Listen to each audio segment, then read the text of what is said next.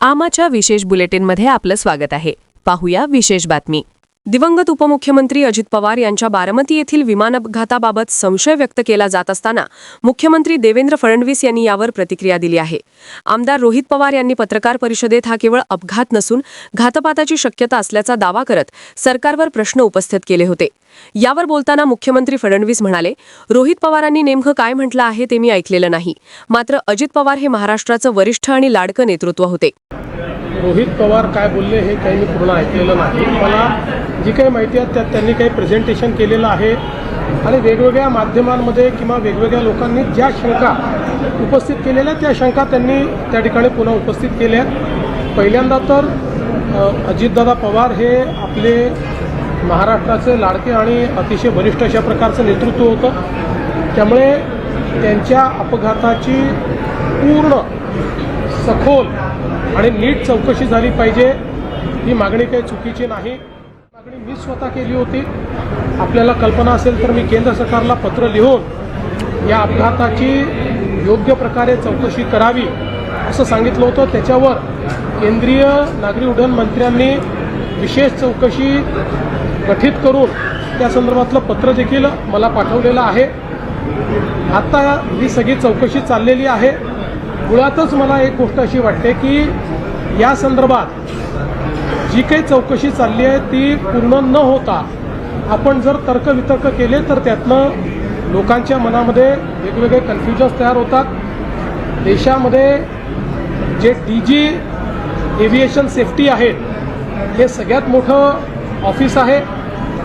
देशात आजपर्यंत झालेल्या सगळ्या अपघातांमध्ये त्यांनीच इन्व्हेस्टिगेशन केलेलं आहे. त्यांचं इन्व्हेस्टिगेशन चाललं आहे. पॅरलली CIDचं इन्व्हेस्टिगेशन चाललं आहे. अजून DGCAचं इन्व्हेस्टिगेशन चाललेलं आहे. ब्लॅक बॉक्स जो आहे तो पूर्णपणे सापडलेला आहे. जे काही रिअर पार्ट्स असतात ते देखील सापडलेले आहेत. जे कम्युनिकेशन पायलट आणि ATCमध्ये होतं ते कम्युनिकेशन देखील त्या ठिकाणी डिजिटाईज असतं. त्यामुळे सगळ्या गोष्टी मला असं वाटतं की त्या ठिकाणी आहेत. तिथले जे काही नमुने आहेत ते त्यांनी नेलेले आहेत. त्याचा देखील जो काही फॉरेन्सिक आणि बाकी ऑडिट करावं लागतं ते चाललेलं आहे. अशा परिस्थितीमध्ये मला असं वाटतं की ही जी चौकशी आहे ती चौकशी आपण पूर्ण होऊ दिली पाहिजे.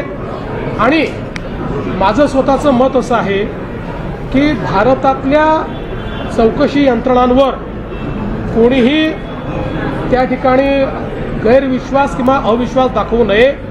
कारण आज भारतातल्या चौकशी एजन्सीज या आंतरराष्ट्रीय स्तराच्या आहेत.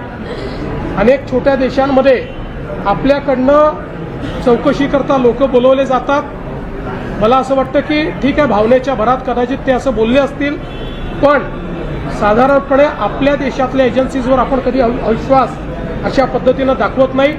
याही ठिकाणी दाखवण्याचं कारण नाही. आपल्या सर्वांचेच ते लाडके नेते होते. प्रत्येकालाच असं वाटतंय की त्यांच्या या अपघाताचं सगळं सत्य बाहेर आलं पाहिजे.